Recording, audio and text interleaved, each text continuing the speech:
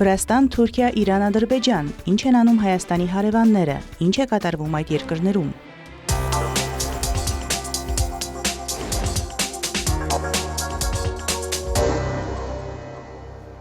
Տնտեսությունը երկրի զարգացման հիմնական շարժիչ ուժն է, այն մեր բնակչության սոցիալական վիճակի բարելավման, մեր ժողովրդավարական համակարգի եւ մեր արտաքին քաղաքական դիրքորոշումների ամրապնդման հիմնական շարժիչ ուժն է։ Հետևաբար տնտեսության զարգացումն ու աճը մեր երկրի ամրապնդման համար առանցքային նշանակություն ունեն։ Այս մասին հայտարարել է Վրաստանի վարչապետ Իրակլի Կոբախիձեն խորհրդարանին ուղղված իր տարեկան զեկույցում։ Կոբախիձեն նշել է, որ կառավարության ծրագրի 150 էջանոց զեկույցը ներառում է կառավարության գործունեության բոլոր ոլորտները, չնայած այն չի արտացոլում պետական մարմինների կողմից իրականացված բոլոր նախագծերը եւ հիմնականում առնչվում է պետական մարմինների կողմից վերջին 12 ամիսների ընթացքում իրականացված նախագծերին։ Վրաստանի վարչապետը խոսել է 2024 թվականի տնտեսական ցուցանիշների մասին եւ նշել, որ 2024 թվականին տնտեսական աճը եղել է 9.4%, այդպիսով պահպանելով 2021 թվականից ի վեր գոյություն ունեցող միտումը։ 2025 թվականին հունվար-ապրիլին տնտեսական աճը կազմել է 8.8%, այսինքն մենք այս տարի նույնպես կպահպանենք բարձր տեմպը։ Մայիսի նախնական տվյալները նույնպես շատ լավն են եւ կարող ենք ասել, որ մենք ոչ միայն կհասնենք բյուջեի նախագծում սահմանված նպատակին, այլև կգերազանցենք այն։ Արժույթի միջազգային հիմնադրամը նույնպես 2025 թվականի տնտեսական աճի կանխատեսումը բարձրացրել է մինչև 7.2%, եւ մենք կարծում ենք, որ բավականին իրատեսական է ոչ միայն հասնել այս նպատակին, այլև գերազանցել այս ծրագիրը։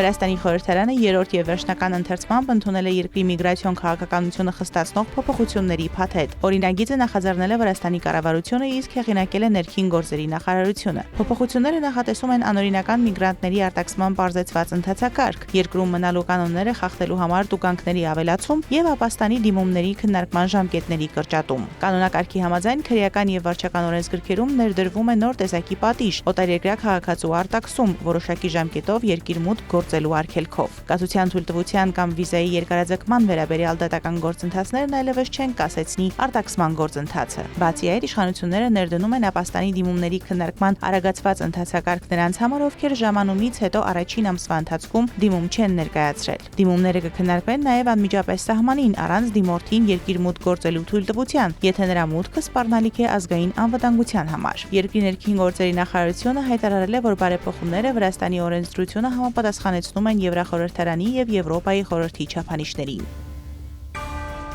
Վրաստանի խորհրդարանը երրորդ ընթերցմամբ եւ արագացված կարգով ընդունել է խոսքի եւ արտահայտման ազատության մասին օրենքում փոփոխություններ կատարելու եւ Վրաստանի քաղաքացիական դատավարության օրենսգրքում փոփոխություններ կատարելու մասին օրինագծերը։ Խոսքի եւ արտահայտման ազատության մասին օրենքում փոփոխությունը վերաբերում է անհատների եւ հասարակական գործիչների զրպարտությանը վերաբերող հարցերին։ Մասնավորապես պարզաբանվում է զրպարտության սահմանումը, ըստ որի զրպարտությունը հայտարարություն է, որը պարունակում է էականորեն կեղծ փաստ եւ արատավորում է անձի հեղինակությունը։ Բացի այդ, դատարանի կողմից կողմերին զրպարտության վերաբերյալ վեճը լուծելու համար սահմանված ժամկետը կրճատվում է մինչև 10 օր, ներկայիս 1 ամսվա ժամկետի փոխարեն։ Ըստ գործող կարգավորումների, դատական վեճի դեպքում ապացուցման պարտականությունը կրում է հայցվորը, այսինքն այն անձը, որի դեմ արվել է էականորեն կեղծ փաստ պարունակող զրպարտչական հայտարարություն։ Փոփոխությունների համաձայն հայցվորի փոխարեն պատասխանողը որպես զրպարտության հեղինակ կկրի դատարանում ապացուցելու պարտականությունը, որ իր հայտարարությունը չի պարունակում հայցվորի մասին էականորեն կեղծ փաստեր։ Փոփոխությունը չի տարածվի այս օրենքի ուժի մեջ մտնելուց առաջ ներկայացված գործերի վրա եւ դրանց քննարկումը պետք է ավարտվի այս օրենքի ուժի մեջ մտնելուց առաջ գործող կանոններին համապատասխան։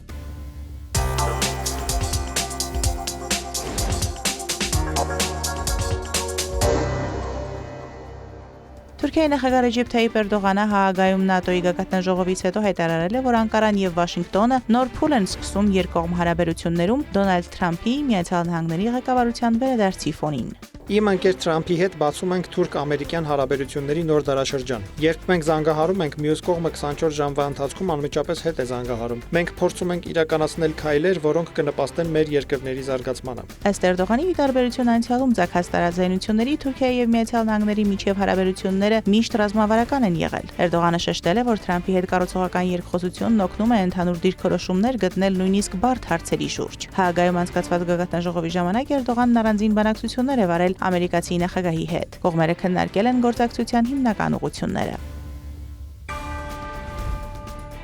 Թուրքիայի նախագահ Ռեջեփ Թայիփ Էրդողանը հեռախոսազրույց է ունեցել Կատարի էմիր Շեյխ Թեմիմ բին Համեդ Ալ Թանիի հետ։ Զրույցի ընթացքում առաջնորդները քննարկել են Թուրքիայի եւ Կատարի միջև երկկողմ հարաբերությունները, տարածաշրջանային եւ միջազգային հարցեր։ Էրդողանը նշել է, որ Թուրքիան դատապարտում է Կատարի ինքնիշխանությունը խախտող բոլոր տեսակի հարձակումները։ Նրա խոսքով Թուրքիան միշտ կաջակցի իր կատարցի եղբայրներին։ Թուրքիայի նախագահը զեկուցել է ՆԱՏՕ-ի գագաթնաժողովում իր զրուցակիցների հետ Իրանի եւ Իսրայելի միջև ռազմական սրման վերաբերյալ ունեցած բանակցությունների մասին։ Նա հույս է հայտնել, որ կողմերը կպահպանեն իրական հրադադարը եւ որ ձեռք բերված հանգստությունը կդառնա մշտական։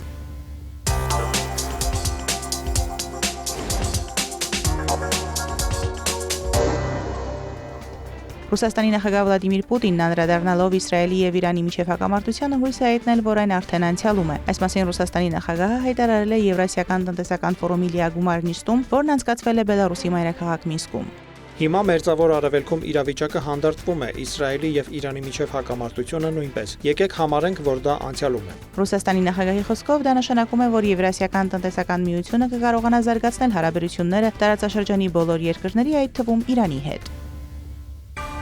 Միացյալ Նահանգները շարունակում է դիմանկարական ջանքերն ուղղված Իրանի հետ կայուն խաղաղության հասնելուն եւ Մերձավոր Արևելքում իրավիճակի կայունացմանը։ Այս մասին ճեպազրույցի ժամանակ հայտարարել է Սպիտակ տան մամուլի քարտուղար Քերոլայն Լևիթը։ Հենց այս պահին մենք Իրանի հետ դիվանագիտական ճանապարհի վրա ենք։ Նախագահը եւ նրա թիմը, մասնավորապես հատուկ բանագնաց Ստիվ Ուիթքոֆը, շարունակում է կապի մեջ մնալ իրանցիների հետ։ Բացի այդ, Լևիթը հայտարարել է, թե չկան ապացույցներ, որ հարստացված ուրան է հեռացվել Իրանի 3 օբյեկտներից որևէ մեկից, որոնք Միացյալ Նահանգների կողմից թիրախավորվել էին անցած շաբաթ օրը։ Ըստ խոսնակի, Վաշինգտոնը տարածաշրջանում երկարատև եւ կայուն խաղաղություն հաստատելու հույս ունի։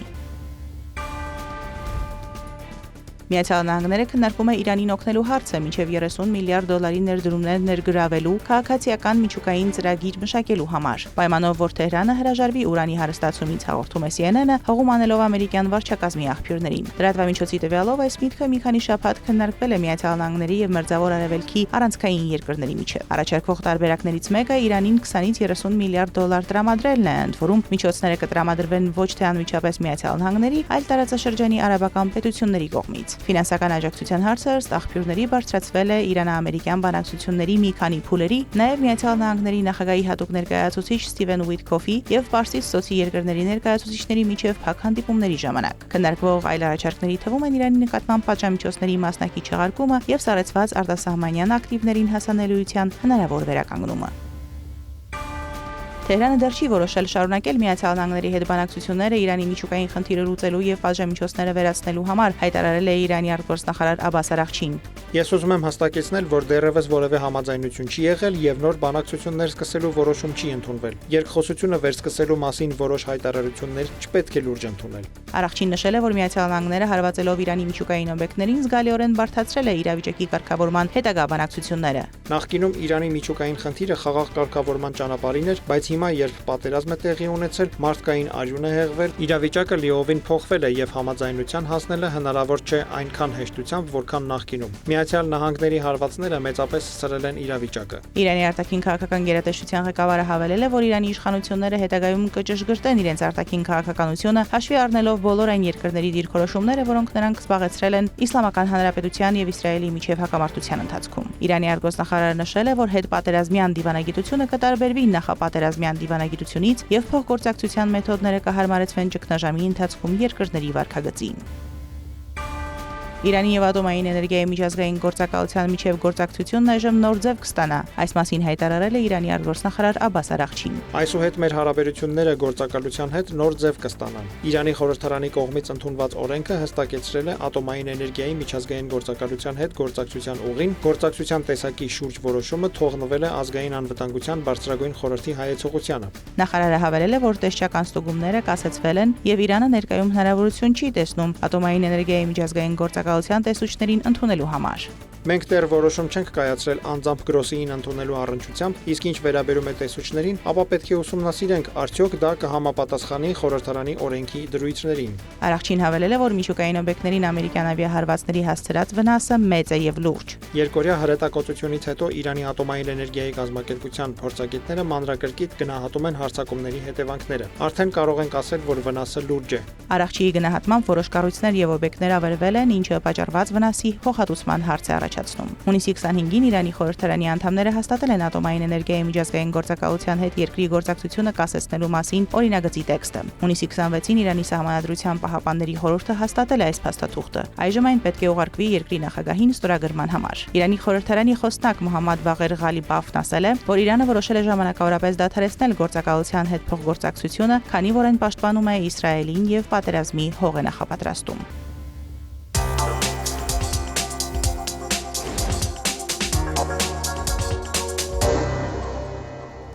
Բաքուն եւ Երևանը ավելի քան երբևէ մոտ են խաղաղության համաձայնագրի ստորագրմանը։ Այս մասին Մեքսիկայում հայտարարել է Ադրբեջանի նախագահի հատուկ ներկայացուցիչ Էլչին Ամիրբեկովը։ Նրա խոսքով, սակայն, դրա համար պետք է վերացվեն երկու հիմնական խոչընդոտները։ Պետք է փոխել Հայաստանի Սահմանադրության այն դրույթները, որոնք իբր տարածքային պահանջներ են պարունակում Ադրբեջանի նկատմամբ, երկրորդ ԵԱՀԿ Մինսկի խմբի միջնորդական մեխանիզմներից հրաժարվելու անհրաժեշտությունը։ Ադրբեջանի նախագահի ներկայացուցիչը նաև ընդգծել է այսպես կոչված Զանգեզուրի միջանցքի բացման կարևորությունը, որը կկապի Ադրբեջանի հիմնական մասը Նախիջևանի Հանրապետության հետ։ Ամիրբեկովը նաև վստահություն է հայտնել, որ խաղաղության համաձայնագրի ստորագրումը նոր էջ կբացի ամբողջ հարավային Կովկասի համար։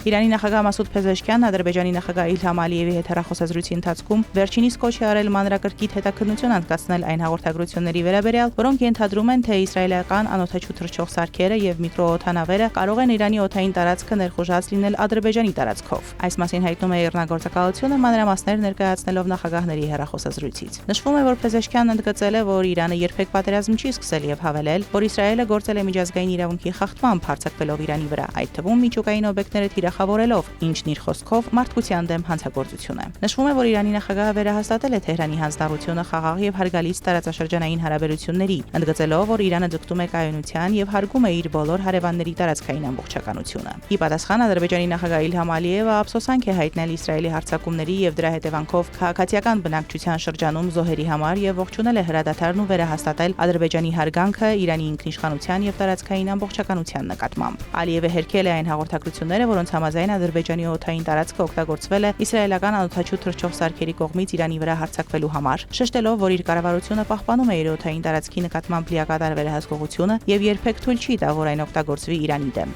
Ալիևը ցանկություն է հայտնել ընդլայնել կապերն Իրանի հետ տնտեսական, քաղաքական եւ անվտանգության ոլորտներում եւ առաջարկել է իրանական պատվիրակություն ուղարկել Բաքու հյուսիս-հարավ միջանցքի նախագծի վերաբերյալ առաջիկա եռակողմ բանակցությունների համար։ Ադրբեջանի նախագահը նաեւ հրավիրել է իր իրանցի գործընկերոջը մասնակցել Ադրբեջանում կայանալիք տնտեսական համագործակցության կազմակերպության գագաթնաժողովին։